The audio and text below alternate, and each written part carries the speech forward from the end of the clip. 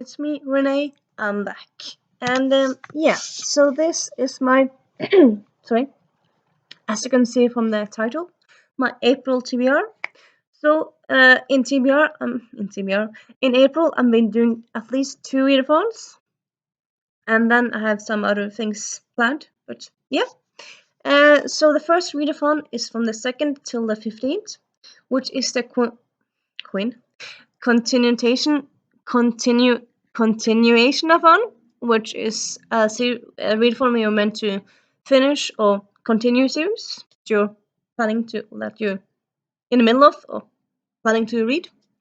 So yeah, I have I would say in general I'm not awful at finishing series, but at the same time there's a lot of series out there, so things I'm all and I'm also a mood reader, so I don't get them when I want to get to them. So I have a few series I haven't finished yet.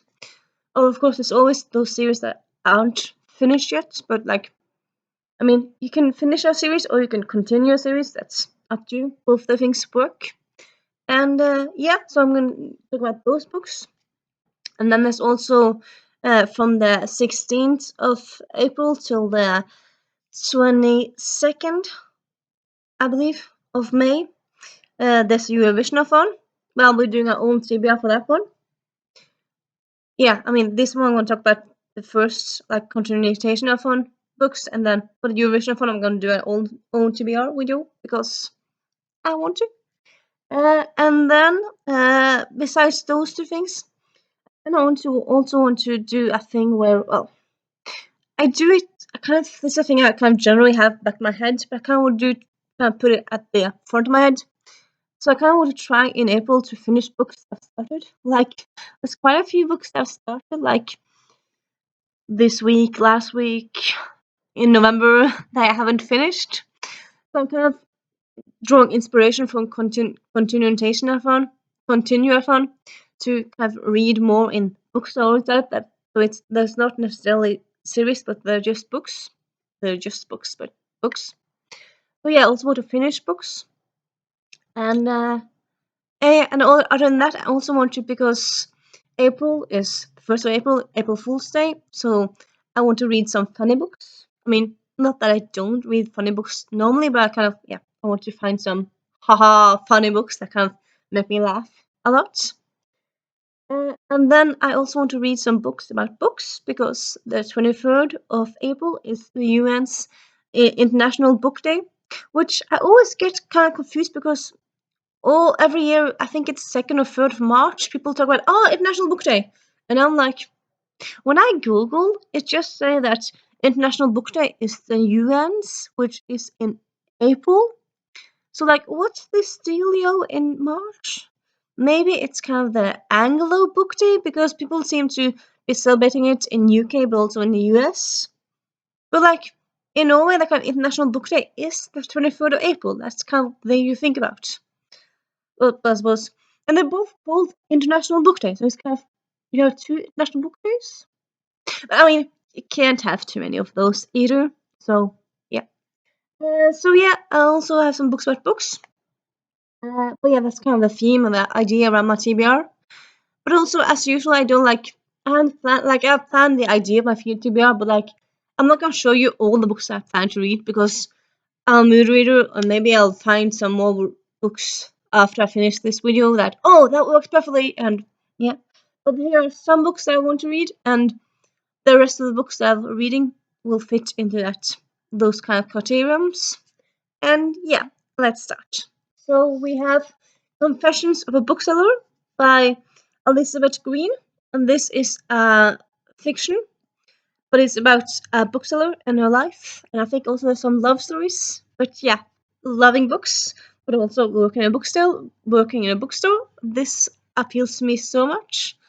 So yeah, I'm very excited. And yeah, it looks a bit wobbly. It is a bit wobbly. I think I had put some water in it in my bag or something. It was raining the day I bought it, so it got a bit wet and wobbly. But I don't mind that so much. It's a loved book, even though I haven't read it yet. But, yeah. And then we have this quite fun book I got for Christmas Kattenes kriminalprotokoll. So this is a Norwegian book, as you can have guessed. But it's actually a non-fiction book about the old days in 1800s, 1700s, 1600s, where cats would be charged as criminals for different crimes. So this book, this artist Jan Terje Rafdal, he's kind of painted the cats, so he did the cats portraits, but the text is found from real life documents and sources about these different cats doing crimes. Which, I mean, yeah, not all cats are beautiful and amazing, but cats being charged for crimes seems a bit too much. So yeah, this one intrigues me so much, and I'm thinking it'll be enlightening, and I'm thinking probably a bit absurd and funny, even though it's crimes, but I kind of want to read it in April. It is 101 pages, so it's not a long book. And yeah, so that one. And then we have a book that it's in a series. Remember Jamie Baker? This is the third one. I read the second one 2 years ago now. And yeah, this is the third one. It's the third in a YA superhero series.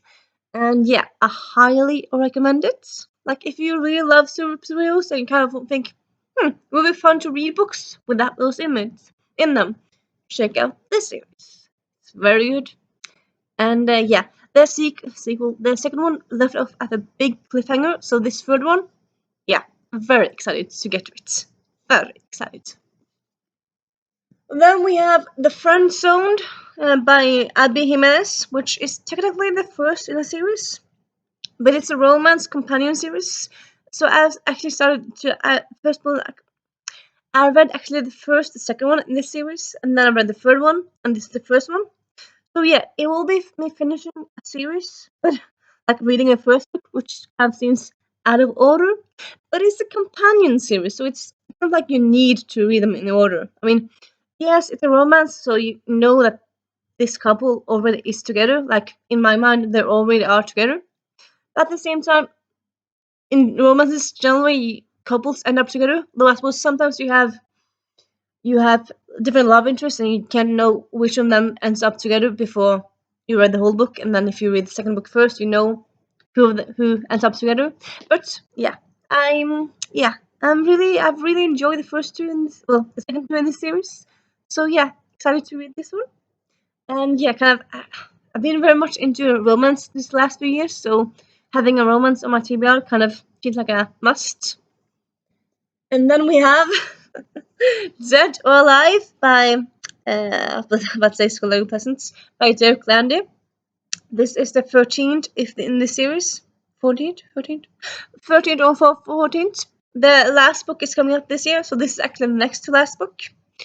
I've read a bit in it, but I haven't gotten far. It's a big, chunking book. I also gotten spoiled for parts of it, so that's fun. I think it's just kind of my washing machine that's being weird. But yeah, it's a big chunker, but I at least want to read a bit in it. Like, if I don't finish all these books, I won't be mad. Like, these are books I want to read a bit in, and I mean, finishing this book, no problem. Finishing this one, huge book, so maybe I won't finish it, but I will start it, hopefully. And I'm thinking if I won't finish it in April, I'll probably finish it in May, because Dirk Landy, he's Irish, so he works for Eurovisionathon, and yeah. Then we have Meet Me in Madrid, which I've started, and yeah, hadn't gotten far in, but I started it, so just slightly into it. It's a romance with two females, and it's set in Madrid, and yeah. And then we have Woman in Art, and this is one of those biographies where we have biography and then painting. So yeah, I'm very excited to get this one. And then yeah, honestly, other than those, like, well, some books I have on audiobooks that I kind of in series and stuff, but I won't really get into all of them because yeah, I have options. Well, honestly, you know what? I'm not gonna bother. Yeah, I have some more books, but you'll just be surprised. to see what they are. And yeah, I hope you enjoy this little TBR. And also, if you have any books you think, like any of these books you think I should read now, or like at the very beginning of the month, please tell me, and I'll try to do that. And yeah, see you soon. Bye.